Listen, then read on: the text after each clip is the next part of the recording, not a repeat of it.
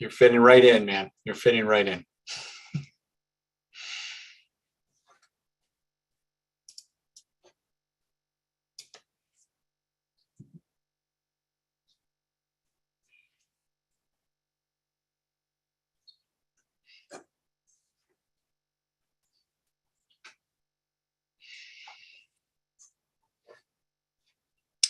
All right, as I see the participants number climb up there, I want to reassure you that if you've come to a town hall called Less Hate, More Humanity, Lessons from the Ottawa Convoy, you are in the right place. My name is Joel Harden.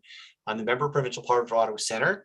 I'm your neighbor, or you're tuning into this because you've been watching what's been happening in Ottawa and indeed all over the country with respect to the convoy movement. We're going to get underway relatively soon, but I just want to let you know you are in the right place. Je peux dire en français quand même que cette conversation, désolé, c'est en anglais, mais ce soir, si vous avez des questions en français, tu peux noter ça dans le chat en français. On peut traduire pour expresser votre point de vue pour contribuer pour notre discussion. What I said in my terrible French just then is if there are French speakers who want to write in the Q&A chat a question in French, they are welcome to do so, and we'll translate. So you're part of our dialogue. But stay tuned. We're just going to hold tight while some more people join us. You're in the right place if you come to talk about less hate, more humanity, lessons from the Ottawa Convoy. I feel like I want to cue jazz music right now, but I won't. You can just imagine it in your mind.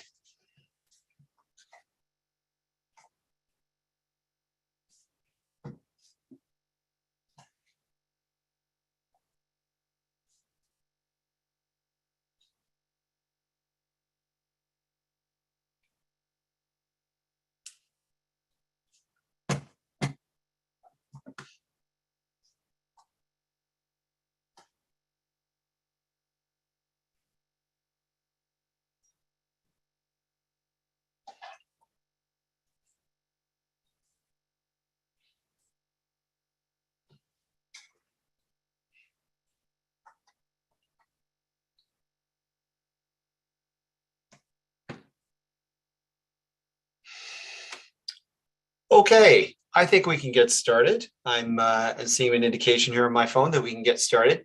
Again, welcome everybody. You are in the right place if you've come for a conversation called Less Hate, More Humanity, Lessons from the Ottawa Convoy. My name is Joel Harden. I'm the member of Provincial Parliament for Ottawa Centre, and I'm going to be your moderator this evening. We have a fantastic lineup of panelists to have this conversation, and I want to let you know that if you have a question throughout this evening you are motivated to pose, I want you to head to the chat function. There's someone who's going to read your question, pass it over to me, and it can help inspire a conversation among panelists. This is not a freewheeling town hall where everybody can speak whenever they want. Unfortunately, our experience so far in this convoy moment is that it's a bit heated out there. Let's just be honest. It's a bit heated. People are quite passionate. People are upset. People are distraught. People are really trying to figure this moment out. And because of that, we've just taken the precaution to make sure that we keep this conversation safe for the panelists who we are very lucky to have with us. But that doesn't mean your opinion doesn't matter. It absolutely does matter to me. It matters to us. So we want you to write in to the chat if you have a question that occurs to you as we have this conversation. I want to talk about something I should have began with, though, a few moments ago, and that is that I'm sitting in the basement of our family home here, where we've carved out an office space, and that home sits on the unceded and unsurrendered territory of the Algonquin and Anishinaabe peoples, whose friendship and whose residency on these lands has been time immemorial, and I thank them publicly tonight for their friendship, and hope that what we do tonight is a real contribution towards what a friend of mine, Claudette Commanda, respected elder from Kitigan Zibi First Nation, calls reconciliation, moving in conversation towards actual actions and searching out conversations that can be difficult, but necessary to figure out how we can work together, how we can build up our communities and not tear them down. So thank you, Claudette, for that ongoing inspiration, and I just want to acknowledge that. So just so people have an idea of how tonight's going to work, what we have prepared for us are some testimonials, some opportunities for people who live in Centretown, who run businesses in Centretown, to give us, again, a sense of what it was like during the last few weeks. I know as members, supporters of the convoy, members who've been here of the convoy, who, as I understand it, have now decamped into small towns outside the city, some of them at least.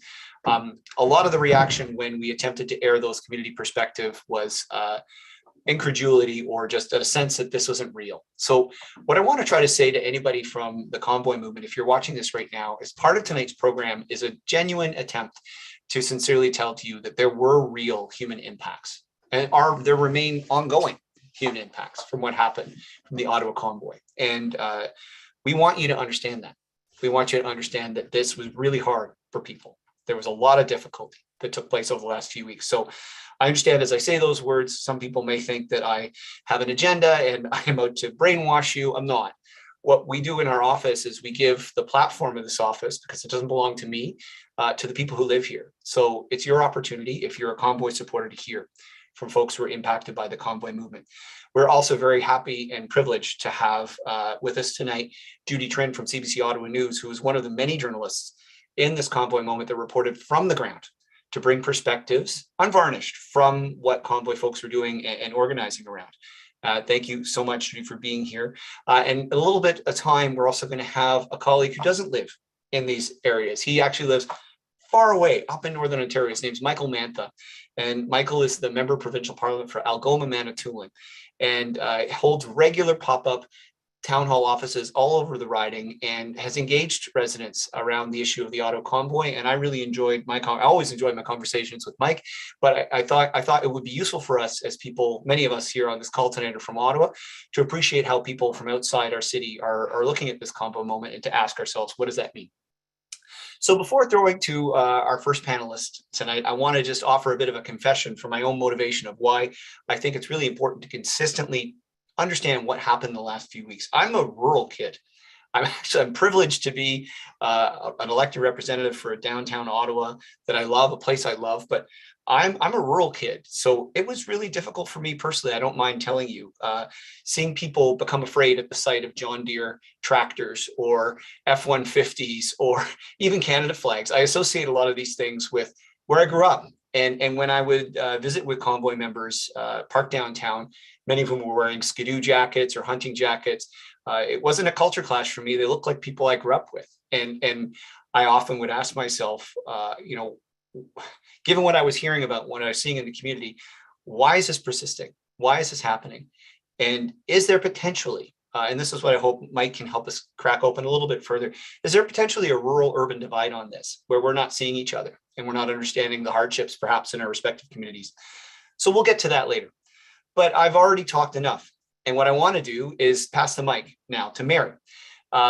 Mary, thank you so much for joining us tonight. And just by way of a brief introduction for you, although you can tell your own story, Mary's a Centertown resident, and Mary's building was the target of an attempt by members of the convoy to cause harm in this particular building. And I think it should concern everybody that this happened.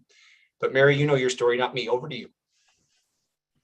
Thanks. Yeah, so I'm Mary. I live on Slater. I've been living in downtown Ottawa for about 8 years, and similar to you, actually, I grew up in a rural neighborhood. I grew up in Renfrew County before going to Ottawa for school and living here since. So for the majority of this protest, there were a lot of trucks that were parked in front of my building or the intersection beside or across from it. My building's north facing, and my entire wall is basically windows. So soundproofing has always been an issue well before this. Before I go into the building stuff, I do want to talk a little bit of just how it's been in general, and I'll end, I guess, with the building stuff. So for me, the last 3 weeks have been extremely stressful. I find the media focuses a lot on the sound, a lot on those bad symbols and moments, but I don't think there's been a lot of focus on the impact to residents and workers from our day-to-day. At first, it was just the noise. At first, that original weekend, it wasn't fun, but I think myself and a lot of residents, we're used to protests. And I think we all kind of thought to ourselves, they have a right to express their opinions.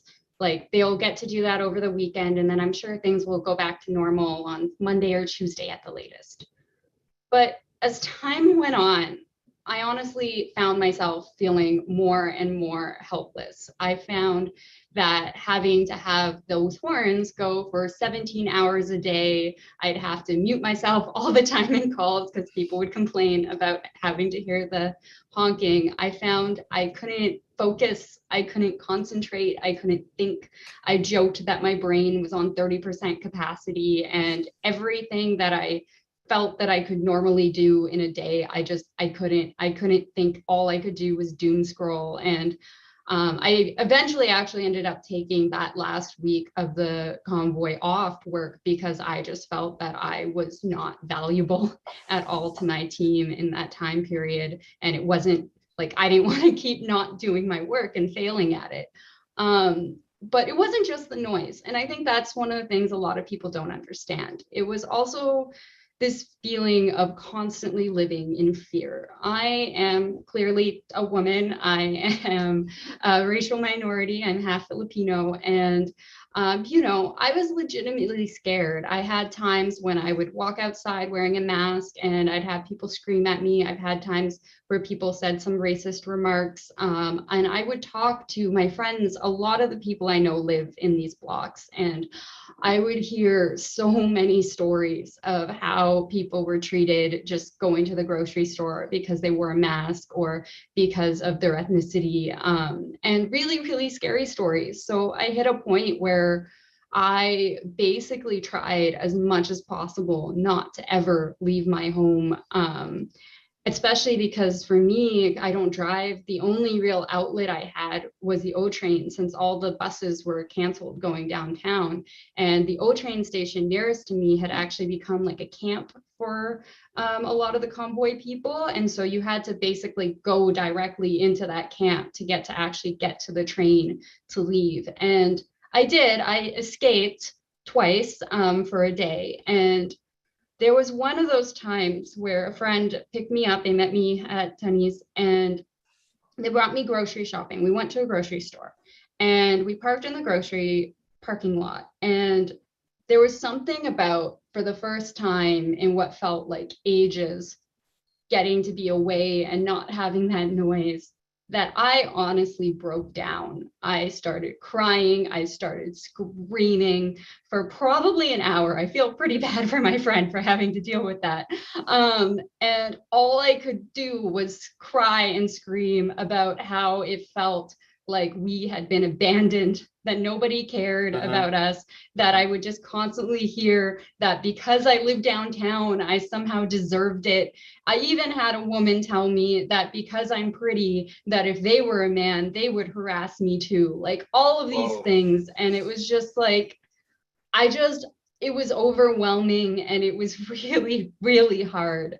And then, so you mentioned the building situation. So that was on, I think it was the 16th or the 17th. And at that point in time, I think the Emergency Measures Act had been announced and people were being told like to leave or else. And the thing is, for residents, a lot of us were really scared at that point in time. We constantly heard the warnings that it could be dangerous to go out, like generally stay home kind of thing. You hear about what was going on with that arson and all these other situations.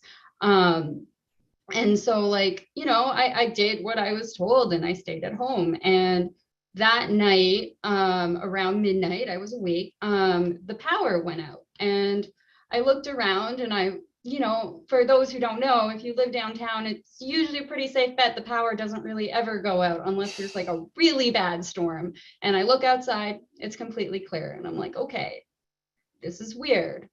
I look, my phone, of course, because this is how life works, was at about 5% battery. And so I was freaking out. I was scared. I was terrified. I was thinking to myself, like, should I leave? Should I stay? Like, what am I supposed to do? Like, and constantly trying to like make myself feel better, being like, it'll be back on in 5 minutes. I'm sure like it's some mechanical failure. I don't know. And after about 35 minutes, I finally I was just sitting in the dark and being scared and wondering what was going to happen. I decided to leave. And luckily, I ran into a neighbor on my way out who told me they talked to the superintendent and that the power was going to be back on soon. So by 12:45, it came back. And I spent the next day and a half trying to convince myself that I was crazy, that I was like paranoid and that, you know, everything had just got to me too much and it was fine. And clearly just some weird tech thing I don't understand happened.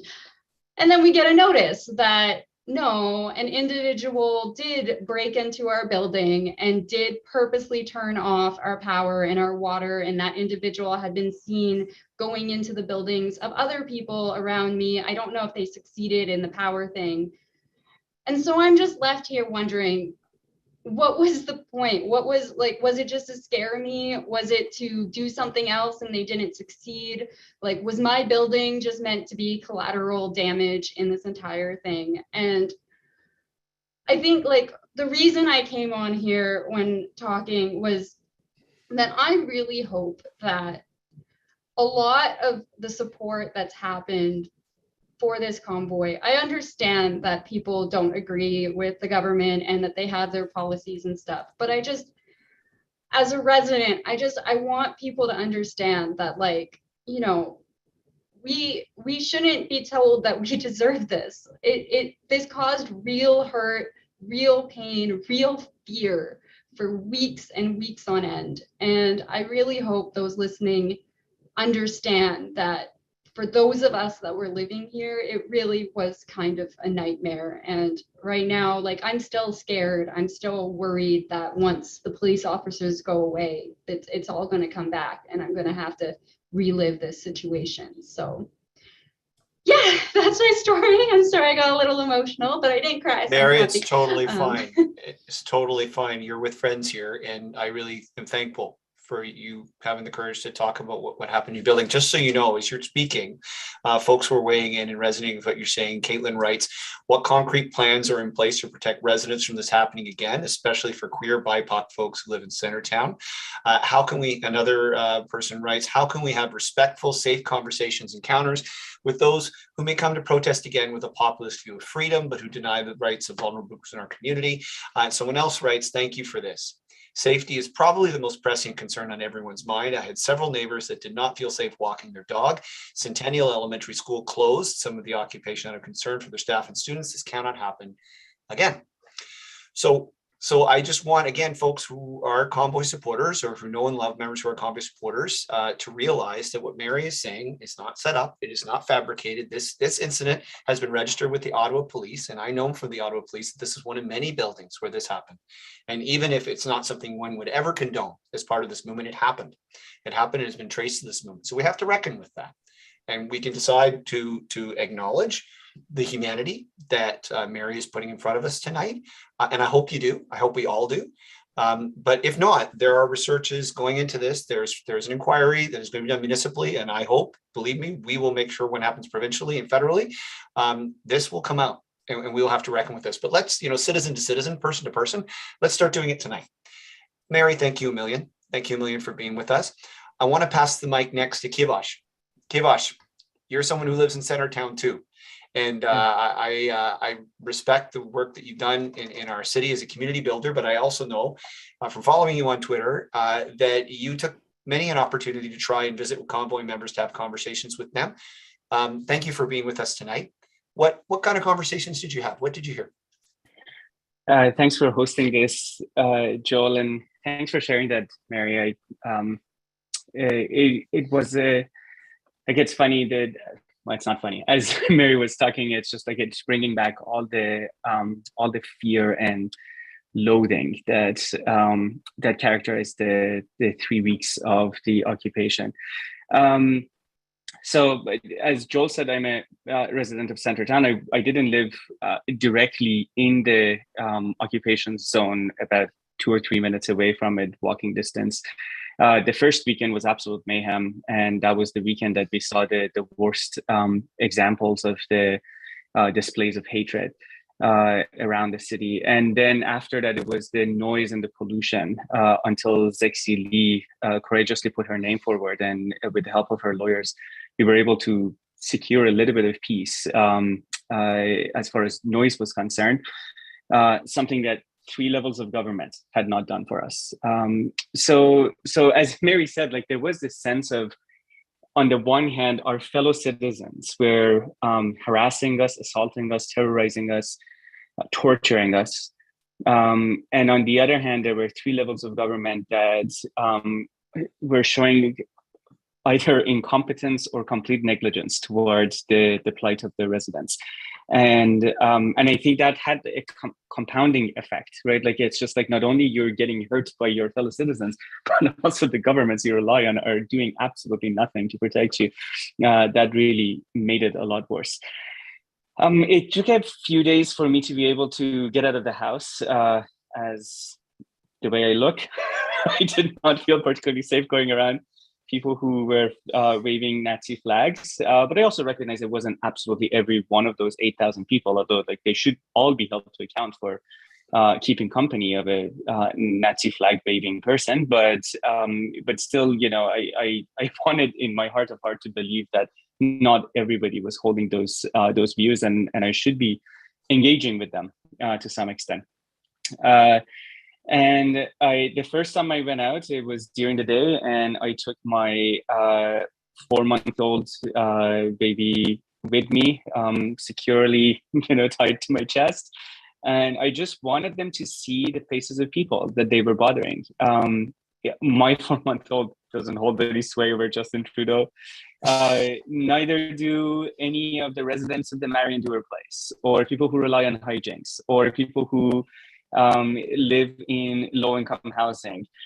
Hell, even people in high-income housing, if there is any in Central Town, are not going to be having a particular sway over the policies of Trudeau government. And I just wanted them to see that there were real people they were impacting. And what I heard was like in a combination of tough luck, we're sorry, okay, I won't honk anymore. Like there was a variety of effects, but like it really did not, like things did not calm down until Zexili was able to get some action from the court. But in the subsequent days, after councillors McKenney, Menard, and Leaper, along with Joel, started the community safety walks. That weekend, I think it was the second weekend that we started the community safety walks. I decided to just continue them. I thought that, so long it was me or one or two other people with me, we did not look threatening. I don't come off as a confrontational or a threatening person to most people. So I think like I just decided to continue it. And through those walks and also one day through serving notices of the lawsuit to some of the truck drivers, I was able to meet some of them and start conversations with them. And a few of them allowed me to record these conversations just, for my own sake down the road. I'll tell you, like, I don't want this to come off as in any shape or form apologizing for the people who were involved in the convoy. Like, I want them to be held to account. I think they need to understand the harm and the torture that they caused. But it also gave me an opportunity to actually get to know a few of them and understand where they came from. And what I saw to a great extent was radicalization of people who otherwise would have been decent citizens of the community.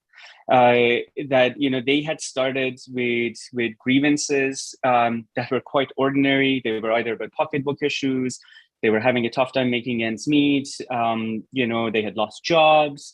They had like basically the same concerns that any other citizen would have. Many of them, not a single one of them, understood the basics of civics. And I don't mean to in a judgmental way. I just want to reiterate that like none of them understood there were other ways to influence policy. They thought the only way they could push anything forward and get any action on the things that they cared about was to park their truck in front of somebody's house and honk their horn until the governor general somehow magically dismisses a democratically elected government and replaces it with their choice. Most of them couldn't even explain what their choice would be. A few of them had bought the bill of goods that Pierre Poilievre was trying to sell them, but there wasn't any clear agenda there. And the other part was that I realized how much they were enjoying the community that they had built. It's a really weird thing to say, but they had come together and they had found people who shared their concerns, who believed in them, who were not making fun of them, who it's funny that like in every single one of my conversations, these were oppositional conversations, right? Like I was never giving an inch to any of them, but they still enjoyed talking to me because I think it was the first time that somebody was engaging with them and was not laughing off at their concerns. And again, it wasn't like I wasn't faking respect. I told them, like one of them told me that if his rebellion was not successful, I would not own the hair on my head in a year because it would be pure communism. And I said, well, one, there won't be communism. Two, I don't know in what world you think communists would care about my hair. But like that was the mentality. Like they had been so lost to the conspiracies that it was really impossible to pull them out. But at the same time, you could see that like how they got there, and it really made me think that, you know, at the end of the day, there were 8,000 people there at the height of it. There is somewhere between 10% to 30% of the population that supports them. I hope to God not every single one of those people have fallen to that level of conspiracy and radicalization that they cannot be brought back to the broader society. But we cannot dismiss 10% of the population. Nobody is disposable, and we have to do our best to bring them back. And I think in the wake of this awful occupation and this realization of what's going on in the minds of many of our fellow citizens, it's really incumbent on us to understand what happened. These inquiries that Joel is talking about, and also some self-reflection. What have we done to our shared sense of reality when we allowed our perception to be set by tech giants that choose a world of pure progressive politics for me and a world of conspiracy for another member of our society who could be just like a few doors down the street from me? What have we done when we've allowed our leaders, our political leaders, to break their promises, to get elected on promises of making life more affordable, and instead give handouts and tax cuts to the wealthiest, and continue building a world of haves and have-nots?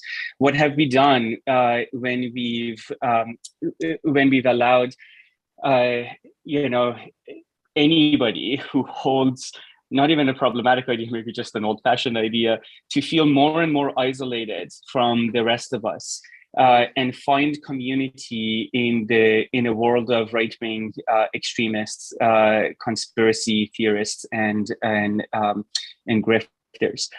So I really think that like that it is important for us to do that. This is not about apologizing for the terrible things that have happened to our community, or justifying it, or not holding it to account. I think all of those things need to happen. We do need to hold it to account, but we also need to reach out to people who are on the verge of falling into this radicalization, but they have not yet. And for lack of a better word, rescue them and rescue ourselves from that level of radicalization before it happens.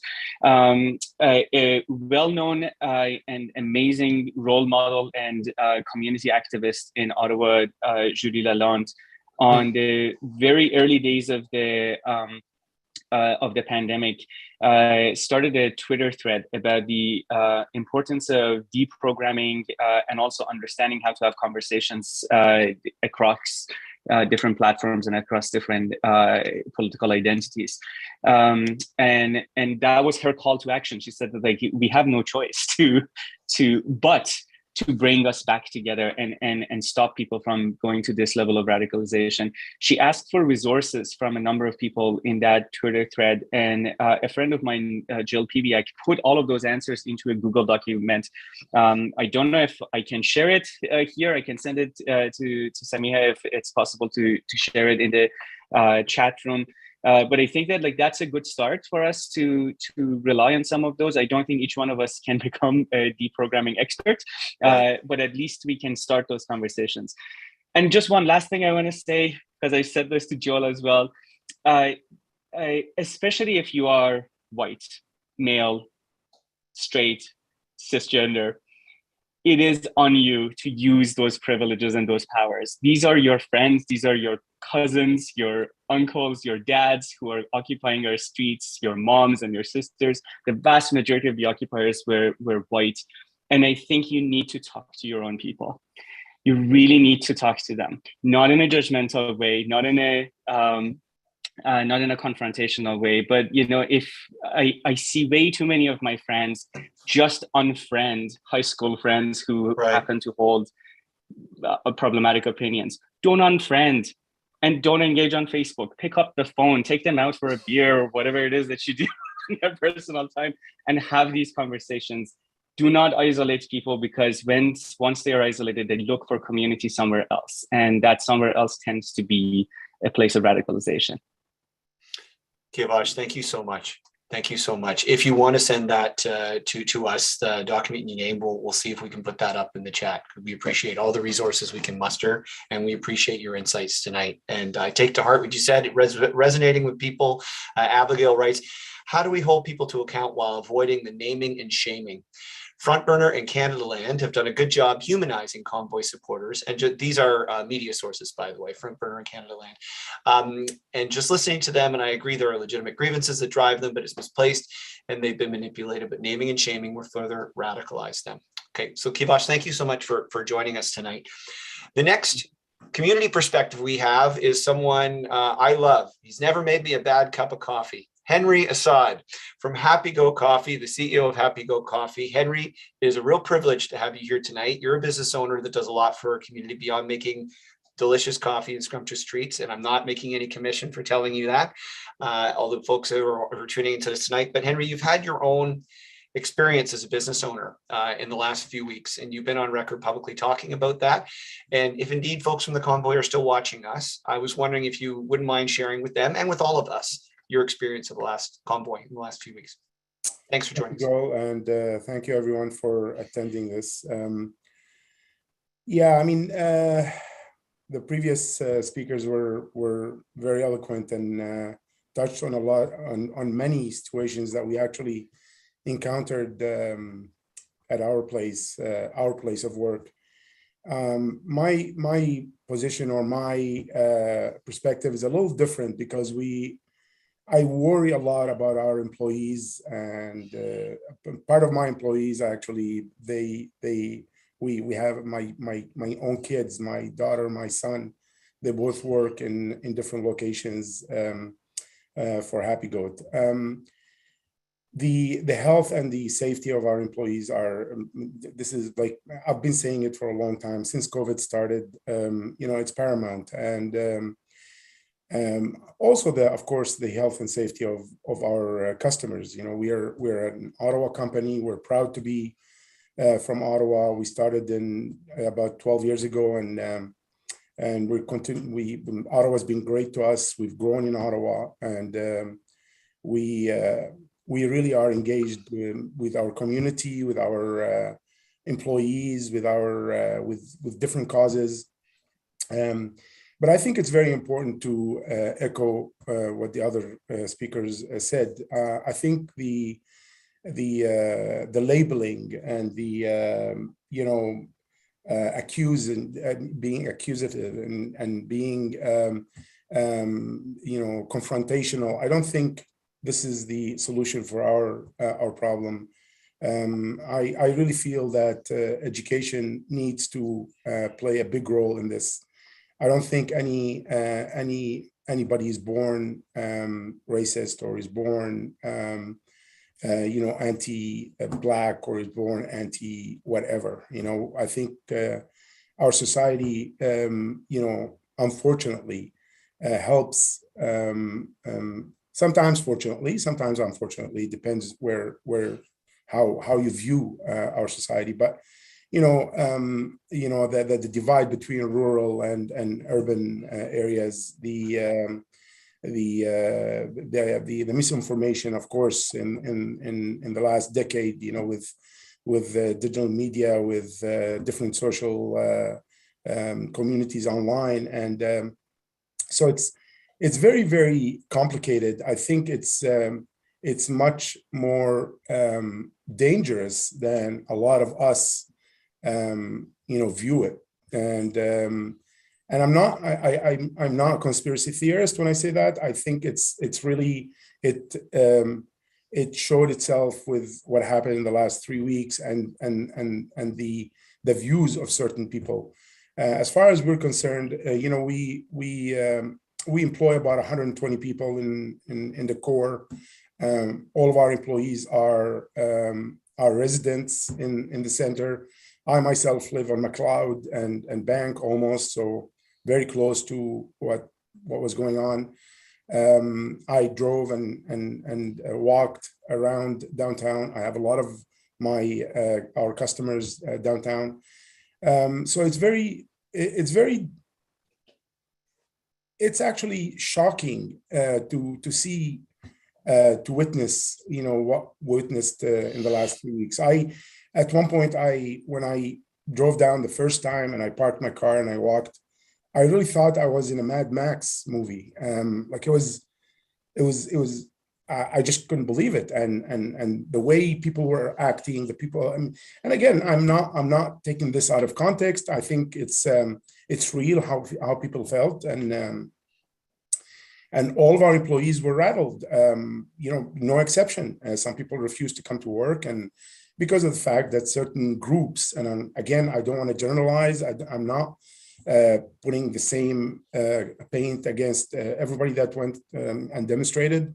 But a few groups obviously went to 4 or 5 of our locations and without masks, and they started threatening and trying to educate our employees, and so to the extent that we closed a few of our locations, and 2 of them actually were closed for the duration. So I ended up working in one of the locations for a full day, along with my general manager, and we encountered ourselves certain, a few, not many, few people that came in without masks, and they wanted to force their views and their, so all to say, I don't want to digress and keep going with this. It's, I think it is very important to heal the wounds, but I don't know if I can't see any simple way of doing this. And I think it's a prolonged and it's a long and complicated future for us to actually heal the wounds. I think the lack of at the beginning of this, the lack of policing, the lack of, I was furious at the lack of enforcement, not because I disagreed with what the demonstrators were saying. I absolutely actually share a lot of the views as far as, we got hurt for 2 years because of the closures, opening, closing, and we lost employees, we lost a lot of money financially, and it's not the fact that I disagree with what they're saying. I'm a person, although I'm not a conspiracy theorist, but I look beyond what the slogans are. I think every single person in Canada and around the world, for that matter, is tired of COVID.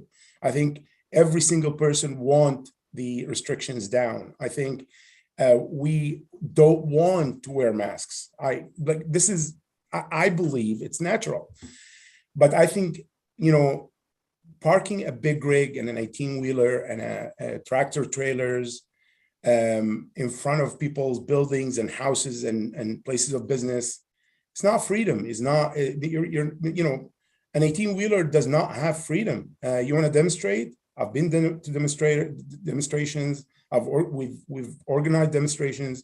You know what? Go crazy. I have no problem for people going to Parliament Hill and demonstrating against government policies. No issue at all. But if you bring in, it becomes a weapon.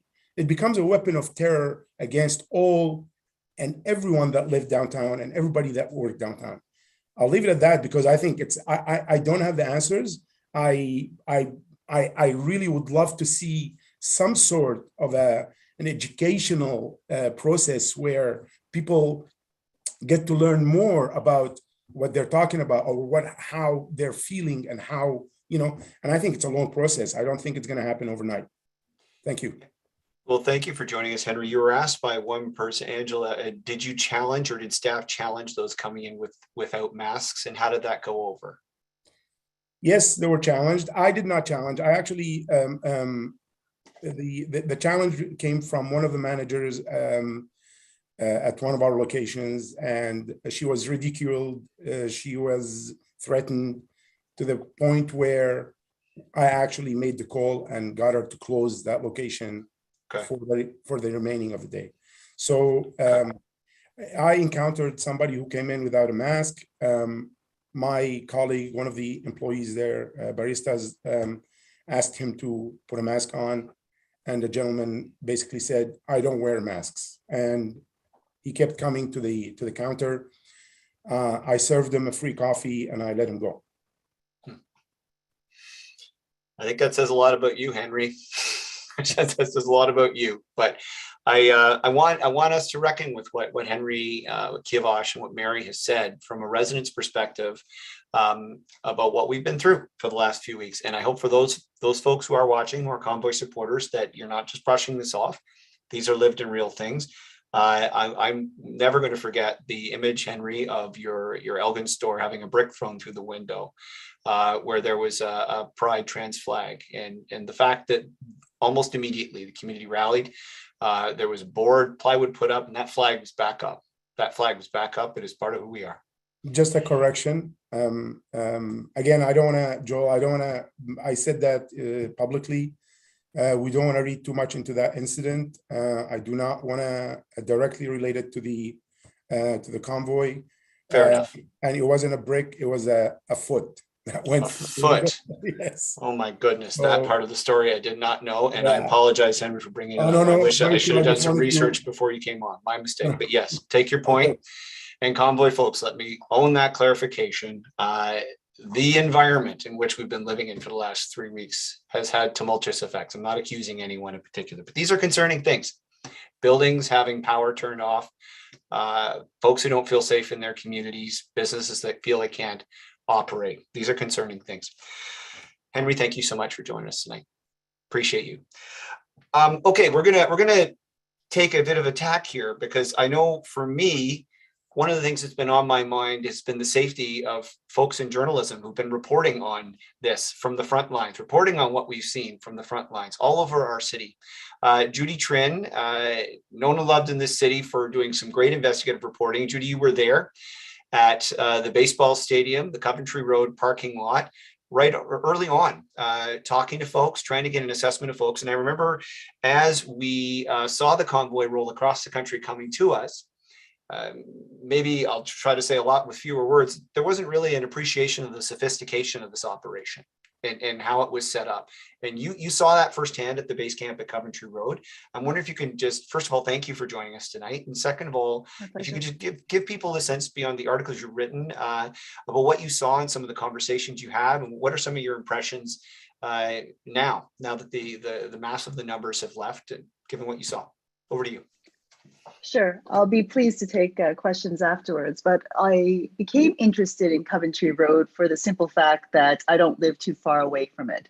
I work downtown, but I drive into work, and so I go by Coventry Road, and I was curious to see the tents go up, and then I was curious to see just the massive amount of trucks there. So I wanted to see what it was all about. My first visit, I just did a drive-by, and I was amazed. I was amazed at easily 100 big rigs parked there, and and probably another 200 vehicles, and it stunned me. But I didn't. Once again, it was just a drive-by, and the way that the atmosphere is in terms of journalism at the CBC is when we go out to report, they insist that it's a one-to-one with a security guard. So if you go out with a cameraman, the reporter gets a security guard, and so does the cameraman. And that's how they ensure your safety. But at the same time, just having a cameraman carrying the big camera makes you a target, right? Right. So it was very hard for me to get to Coventry because there weren't security guards to go with me, right? So I had to get special permission. So there had to be some type of confidence in me that I would be able to take precautions, that I would be able to stay safe. You'll notice that in some of my reporting, I was reporting sitting doing live hits basically from my vehicle, staring at Coventry Road, and that would be because I didn't have a security guard, and they wanted to, but I needed to file a report, and this was probably the best way. I was in my vehicle, safe. But I have to tell you that I did not feel unsafe at Coventry. The people I met were very similar to farmers who I've interviewed before. They're people I've probably played hockey against. They're the people I see at various rinks around town. And I actually thought that there might be that possibility, which I would run into people that I knew. From hockey.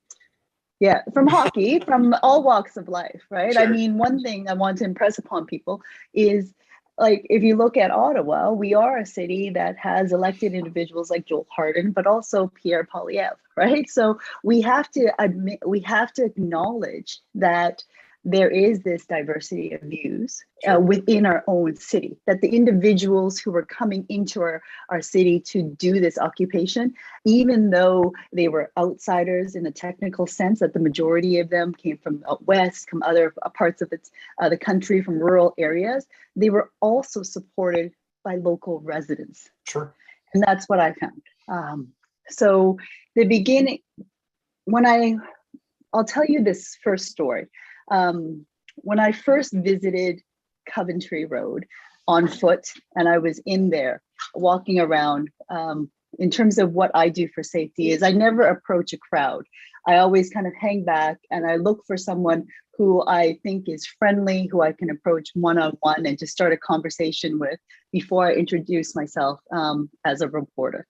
And I would never do so in a crowd, just because there is that mob mentality, and I wouldn't be able to control it. But if it's in a small group or a one-on-one individual, I'm confident that, like, if we get to know each other, talk a little bit, be cordial, that we can have a decent conversation.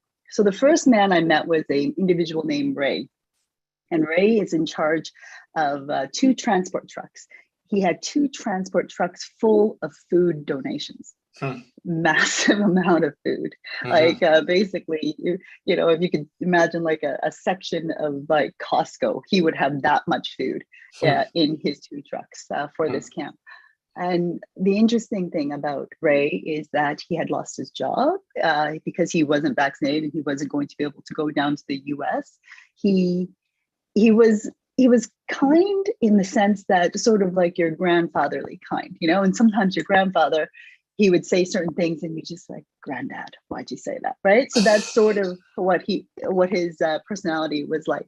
One of the things he said to me was, and I think because he wanted me to understand where he was coming from. So he said to me, he goes, oh, you don't know the freedom that we've lost. You don't know. And I said, well, I'm in Canada, we're walking around. He goes, well, where are you from? And I said, well, I grew up in Alberta, He goes, but where are you born? I go, okay, well, I was born in Vietnam. He goes, okay, so Vietnam, you understand Vietnam more. You know what communism is like. I go, well, I don't know what communism is like. I left when I was a very young child, but my parents do. He goes, okay, then talk to your parents. They know what communism is like. I go, yes, they would. He goes, we are going the way of Vietnam, and then later on he would say, we're going the way of North Korea. And then so I would gently push back. Well, I don't know if we're going the way of Vietnam. My parents were actually, because they owned property, they had the property seized and they were going to be thrown into like a prison camp in the countryside. I don't think that's happening. That's what they were facing. And he said to me, and at that point, he goes, that's where we're headed. That's how we're losing our freedom. We're headed that way. And then because I pushed back, all of a sudden he took a step back and then he asked me, he goes, are you vaccinated? And then I said, and I was like, okay, what am I going to say?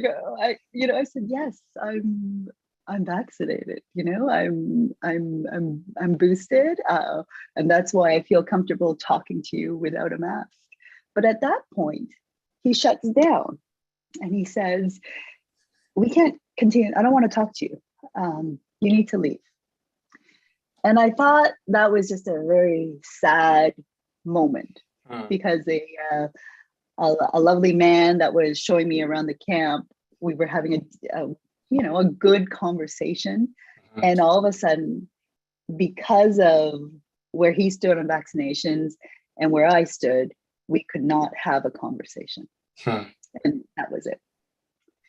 So I go ahead, Judy. worrying. Sorry. Go ahead. Yeah, well, no, I can imagine how to be. I mean, so as you're mentioning questions, as you're talking, Judy, Aaron wrote, disinformation, misinformation is such a problem. It's something we need to deal with. But how, particularly in an interaction like that, where someone's opinion on vaccination means we can't have a conversation at all. Someone else writes, Aaron writes, I'm glad that she did not feel unsafe. We were worried for you, Judy. Still, her coverage was incredibly important, very much appreciated, more of a comment than a question. And then someone else, Pat writes, what drives the antipathy that people have for news media? Almost all protests I have seen, the screen's moving around here, I have seen have been happy to be covered on TV. The whole point is the publicity of getting on the news, right? Why would they just want to bite the hands that feed them? I'd be interested in Judy's take on this. Okay. The individuals I spoke with, if you dig a little deeper, where are they getting their news? At that camp at Coventry, what I noticed was it was a lot of rural visitors. There were from Eastern Ontario, from Western Quebec. It was the dominant language there was French. At the same time, it was also a place where people from the GTA, I would see a lot of young people, GTA and Montreal area, would come in to seek information as to, where should we go downtown? So they would have, like people that could direct them, right? So there was a mix. I always saw children there. There was a camp there. They actually had a corner in their dining room area, with toys and crafts for the children, sort of like a daycare area, right? So they were aware of that, and they were taking care of the children in that way. But I would say, in response to that, where does the antipathy come from? I would say I would want, if the lesson for me for media is, yes, we've had to deal with so much in terms of cutbacks over the past decade, as we figure out how to make money or be profitable in terms of our online presence. So, I would say that we made decisions in order to deal with limited resources. We've concentrated our resources in urban areas. I think that I remember hearing Steve DeRoche, a former counselor, say one time that reflect that when he used to hold news conferences out in Barhaven, it would be attended by like at least 5 to 6 reporters, and now no one even attends anything out in the suburbs. So we can't even go out to the suburbs. So the individuals are getting their news. They feel abandoned by mainstream media because we have physically abandoned them. If we are honest with ourselves as media, we don't cover their concerns, right? Because if you are looking for views for your story, where's the concentration of people? It is in the urban areas, right? So you might not want to do that rural story. So you make that trade-off. So when they feel abandoned by media, it is a real thing. I used to work for the New RO, Chum, City TV. The big thing was that we always had to be a presence. We were splashy, big New RO, black trucks, so everyone would know. That was the thing. Go out there. When I was doing my reports, it was like, hey, hand out magnets, hand out postcards, let people know that we care about them, that we're in their community to report on them. We don't do that, right? So if they feel abandoned by mainstream news, then they are turning to alternate news. Right. So quite a few of them are avid watchers of Rebel News. They watch Fox News. They and they're online. They're on Facebook, and they get their information from other people. You know, Right. I've had neighbors who've asked me to report on cell phone towers, you know, and conspiracies involving cell phone towers and what that could be transmitting. And and then they would come to me, they're like, Judy, it's actually really weird because like Facebook, there were so many videos on it and Facebook pulled their videos. And I said, well, Facebook probably pulled their videos because they're not real, you know, because no, I think it's deeper than that. So it's even like my own neighbors. So we have to, I think for my takeaway is that I need to do a better job. I need to be aware of what is the experience in those rural areas, in the suburbs, and I need to push at my level that these stories are important for understanding our community, because our community is not just Centertown, is not just Parliament, Absolutely. is not Fleet, right? Absolutely. Our city is so much more than that.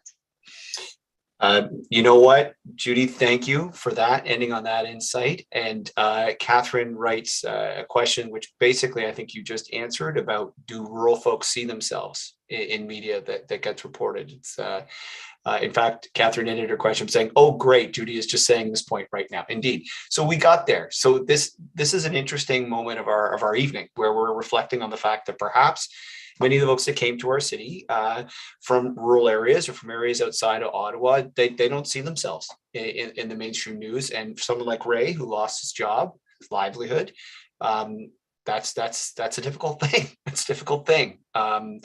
And perhaps leads to the conversation shutting down, Judy, as you mentioned. So I have a really good, thank you, Judy, so much for joining us tonight. Thank you a million for the work you're doing, all your colleagues. Not an easy time.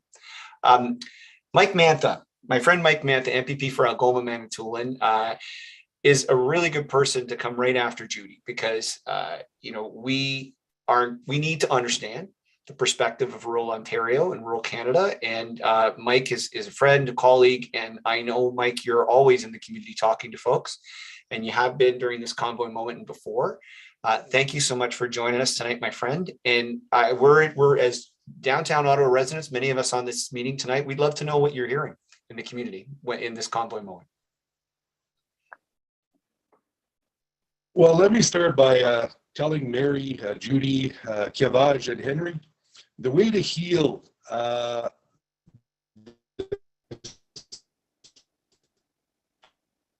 process, the way to getting to humanizing Ottawa, and Ottawa as an establishment. They looked at Ottawa as a place to go to, and they forgot the people that were there and how the lives of those individuals were impacted, because nobody across this country would ever want to have an Ottawa in their backyard. Nobody. Let's be clear about that, and let's be honest about that. Is that everybody looked at this as a destination. This is not something that just happened overnight. This is years, different levels of governments, where just a reaction to a buildup of emotions, where people felt.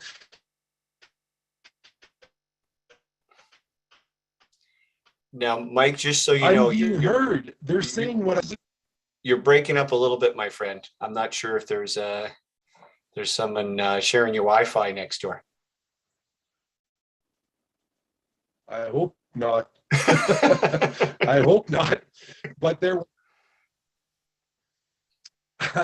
Maybe I should have stayed at the legislature, because I have better Wi-Fi there than at my condo. No. Am I still breaking up, Bad Joel? You know what? We found this in the past. Sometimes if you take the camera off, as much as I love looking at you, my friend, maybe that works better. Keep going. Thank you. So does this work better? Am I coming through? Yes, it's much clearer. Yes. Keep going. Okay. So there was a lot of emotion that was culminated over the course of the years, where people's angers were basically kept at bay. And this was an opportunity for people to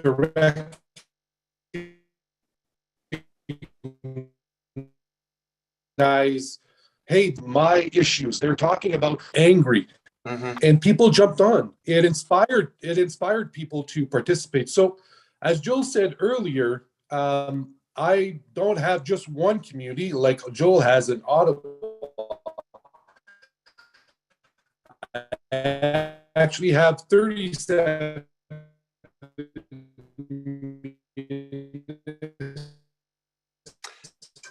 Mike, we're having some across. Many of them, there are 22 First Nations. To a certain degree, Sorry, Mike, we're having some connection issues again, my friend. Is there a different spot in the condo to plug in by wire? Do you want to, maybe we can come back to you in a few minutes? Unfortunately not, Joel. I'm stuck in my condo. But if you're using an iPad, could you try it with your phone on a cellular? Would that work? If you have like 3 or 4 bars? That's what I'm doing right now, is using my Oh, okay. I see. Okay. We'll tell you what, why don't you give it a go? And if it keeps interrupting, what I might do is ask you to type something to us. And what we can do is just, we can share it if we're having trouble hearing you. And I'm so sorry for it. People are resonating with what you're saying. They want to know what you're saying. You know what, Joel? Let's have another, that we need to have more of these discussions to bring a real sense of how people were impacted in Ottawa. And I'm committing to you and your listeners right now that I will be in a much better Wi-Fi place, and I will have a wholesome discussion about the impact.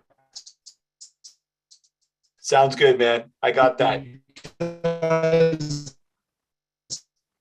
Sounds good. Sounds much difference between urban and rural. I would agree with that wholeheartedly. We're all human beings. And you know what's ironic, Mike, is we'll maybe put a bookmark in it for now, but one of the big things I've heard you advocate for, and John Vantoff and France Cherina and Saul, our friend Saul Mamako, and other folks who represent rural ridings in Ontario, is broadband, access to the internet, and the ability to communicate. And isn't it ironic that even in this conversation where you're coming, we're still having issues with it. So we can work on that. Urban, suburban, rural, we can work on that together. So I will make sure, Mike, we're going to have more opportunities for community discussion. I will make sure to bring you in for that. But what I hope folks heard loud and clear is, as I understood it from what Mike was saying, what he's told me in the past, that this is a moment where we saw a lot of people 2 years into a pandemic, incredible amounts of frustration. We've all felt that frustration. Find a focal point in this movement.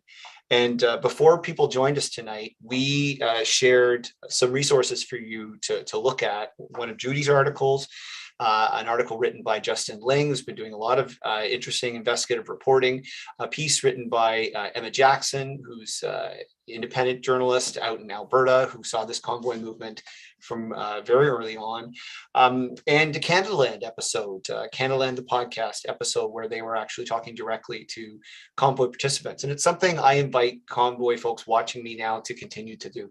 Here's what I'm going to do. I'm going to make sure we have another one of these events next Wednesday, where I will be here in a safe, respectful environment to hear directly from convoy supporters and more residents, so we can keep having this conversation about how we bring rural, suburban, and urban Canadians together. And on issues where we disagree, we can figure out ways to work those disagreements through without ending up into the situation we found ourselves in for the last few weeks. I'm going to look at some of the comments here. And some of them, Judy, are for you. So Judy, if you don't mind, we can throw back to you for a moment. Ruth writes, has Judy noticed any relationship between the principle of conservative government, which means less government control of business, lead concentration of the media, to the strongest and often conservative press, and the reduction of broader media that would or could cover both rural and urban constituencies?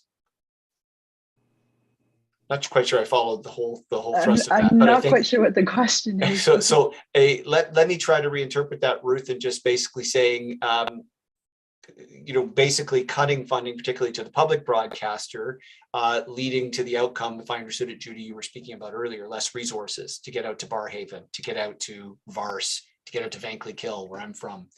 Right. If I'm understanding you, that's pretty much on the same wave like you were on earlier, correct? Sure. It's not, I wouldn't say that it's just an issue faced by the public broadcaster, right? So we get public funds, and yes, we've had to deal with cuts under certain governments. But I mean, even in the private sector, right? When they are trying to break even, it is so difficult. The in terms of amalgamation in the news industry, it used to be interesting, which like before when the Ottawa Sun was a different entity than the Ottawa Citizen, right? But now it's just basically one and the same. It's the same newsroom. And so if you think about that, you've lost one whole newsroom. So it's an industry-wide problem. And I think that decisions have to be made, just like, and I also want to bring something up. In recent years, what we've heard is that we have done a poor job in our industry in terms of reflecting minority communities, racialized communities, which is true, right?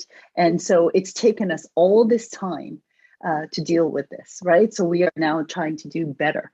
At the same time,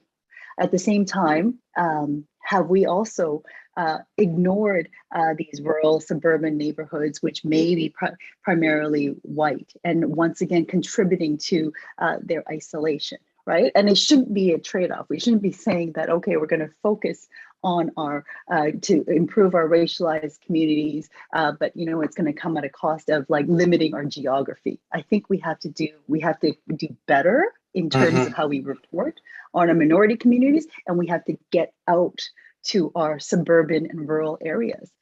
CBC Radio used to do this experiment, which was fantastic. I think it was called Naked Radio, and reporters would just come in, and they would just kind of like spin the dial, and then wherever you landed is where you would go. So one day you're like suddenly you're in Kempville, suddenly you're in suddenly you're in Russell, right? And then it's like, okay, you just got to find a story. Your deadline is 4 o'clock, 5 o'clock, and you got to come back with a story. And there was never a problem finding stories, right? So that's the point. The point is there are things that are always happening that people care about, but it's up to us to go out there. So I mean, editorially, for my managers, do we need to do that? Do we need to say, okay, we should make sure that we go out to these communities? Because you know what, it's fine to say, well, we covered Pierre Poilievre and therefore we covered, the concerns of his constituents, but that's Pierre Poilievre. I want to know what worries his constituents, why they support him. Sure. Do they really agree with all that he's saying? I don't understand his constituents. Just because I might see a lot of Pierre Poilievre, I might understand Pierre Poilievre, but I don't know enough about the people that put him there, right? And that's what's important. So that's what I would encourage my colleagues and our news managers to do. Okay. So I want to bring us to a different place as we segue to where we're going to take this conversation next. There's two questions that seem to be posed for me. One reads from Luke. What's my perspective on the level of financial supports that will be needed from federal, provincial, and municipal governments for downtown businesses and workers so they can recover lost wages, especially when rent is due at the end of the month? Where should Ottawa Centre residents be targeting their civic engagements so that those most affected, so that many of whom are low income, can cover their needs? Excellent question, Luke. And then someone else writes, in light of the urban-suburban rural divide, it's putting question marks, is there a case for municipal de-amalgamation? I.e., do the specific needs of each get lost in the shuffle of a huge amalgamated municipal body? And I remember seeing a question earlier actually asking, is this really about urban versus rural, or is this about those without wealth versus those who have. You know, I did hear that debate during the convoy protests. Let me take a stab at the financial support for small business and workers. You may have noticed that the federal government has just announced a program to support small businesses as a result of the impact of the Ottawa convoy. And we're working with the Ottawa Centre Member of Parliament, Yasser Naqvi, to try to ascertain what that means for downtown residents. So that's a program, as I understand it, that's rolling out imminently, because certainly the money is needed imminently, particularly for people who don't qualify for employment insurance, who are working part-time hours. This is particularly hard for you and hard for folks in that position.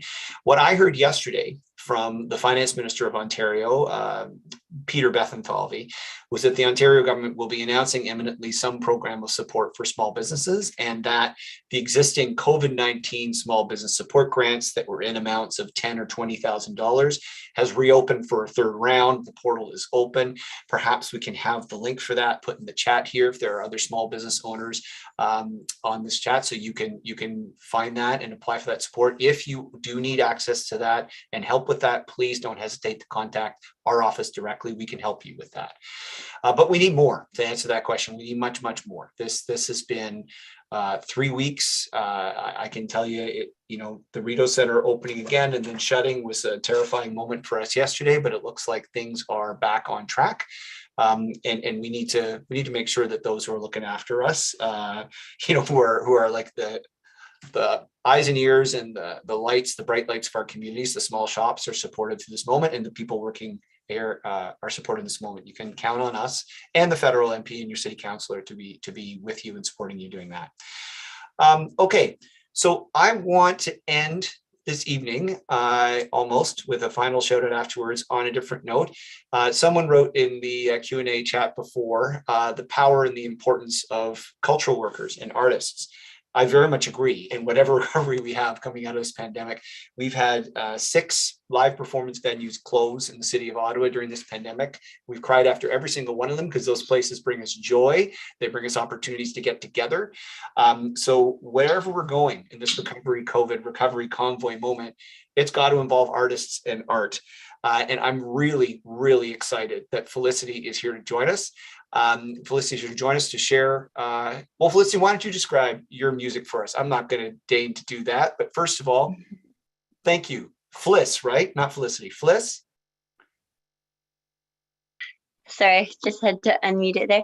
Yes, my name is Felicity, but I go by Fliss for my music.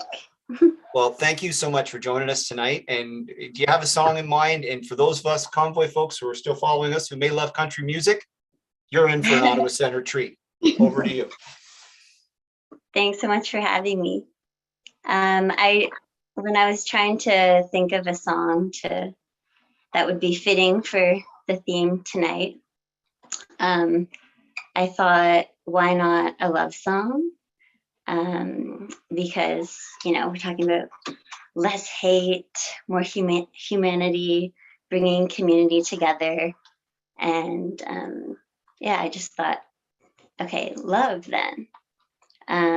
So I chose a love song, and it's kind of can be about the love of each other and our neighbors and community, because we all need each other. So you might recognize it. It's kind of a classic, but here we go.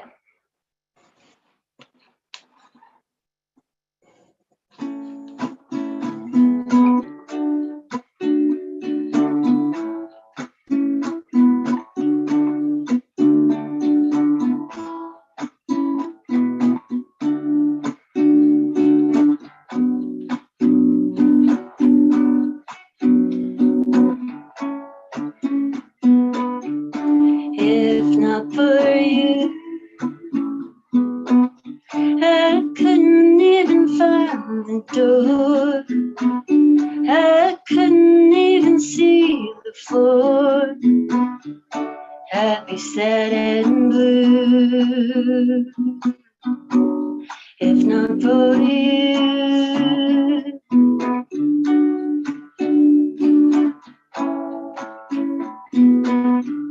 if not for you,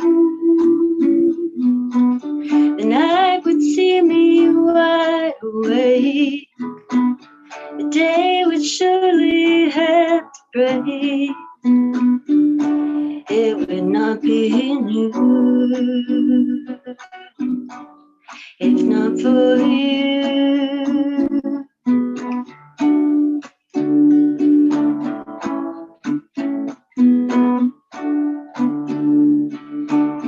If not for you, my sky would fall, rain would get you.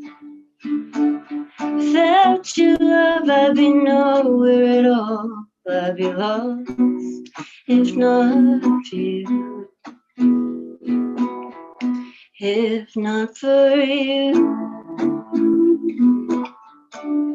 winter would hold no spring. Couldn't hear a robin sing. I just wouldn't have a clue if not for you.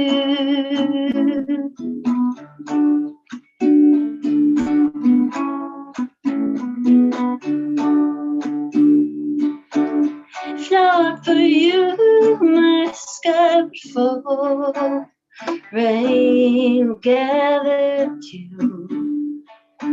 Without your love, I'd be nowhere at all. I'd be lost if not for you. If not for you, the winter would have no spring. Couldn't hear a robin sing. I just wouldn't have a clue if not for you. If not for you. If not for you. If not for you.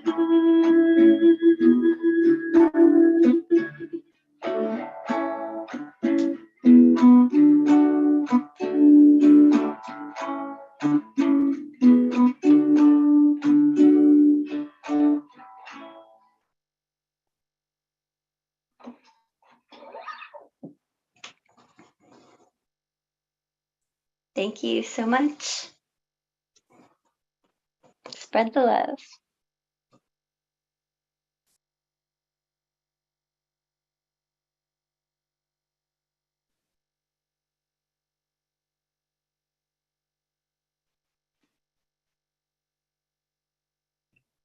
Seems like maybe Joel is having some technical issues now.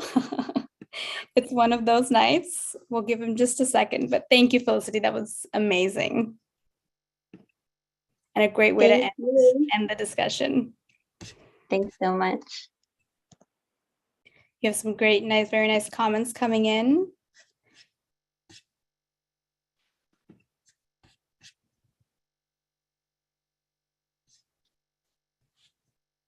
And maybe Joel will be on in just a second.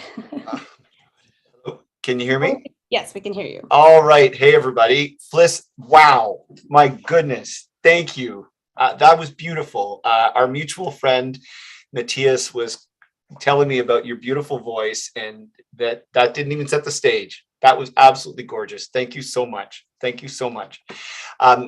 So look, folks, I'm having a hard time turning my camera on. So maybe the tech world is trying to send me a sign that I don't matter in this conversation. What matters are the people that we've brought around the table tonight. So I want to thank every single one of them for coming, starting with you again, Fliss. Thank you so much for that beautiful song. Thank you, Mary. Thank you, Kivash. Thank you, Henry. Thank you, Judy. And Mike, I loved what we heard from you, man. But as you said, you weren't able to join us tonight. We were having some issues there. But I can't wait for next week. Okay, here's my idea for next week. So folks know how to get in touch with us. Perhaps if we can put the office email in the chat. You can tell me what you think about this. I think what we do next Wednesday, same time, same Zoom place, sadly, because we can't meet in person safely yet in the numbers that we need. I think what we need to do is invite our friends from the convoy, neighbors from the convoy. I know sometimes it's hard to make phrases like that, but people who came to our city, who wanted to passionately make a point, to give us their side of the story next Wednesday, right here. Okay. I'm going to just impress upon everybody that we're going to make sure that's a respectful conversation where we don't dehumanize the folks who will come and tell us what they thought was going on with this movement. But I think it's incumbent upon them. If you're still watching, you've heard from the community. You've heard from a resident perspective. You've heard from a business perspective. You've heard from people reporting the news here. And you've heard from me. So now we want to hear from you. Some of you have taken the time to write. Most of the time when I hear from Convoy supporters, it's on Facebook and Twitter. But this is an opportunity for us to actually have a conversation next Wednesday. So we're going to get the promo out soon. I apologize for not being able to end with my camera, but such is life. Thank you again so much to all of you who are tuning in. And stay tuned. Stay tuned. We're going to put out a notice for next Wednesday, and we're going to try to have some guests with us to help us sort through some of the psychological elements of this, some of the political elements of this, some of the public health elements of this. We'll have expertise at the table to help us inform those discussions. But we got to keep talking. That's what Canadians do. We're good at talking. We're good at standing in line, and we're good at standing up for what we believe in. Okay. Thank you so much, everybody, for joining us tonight.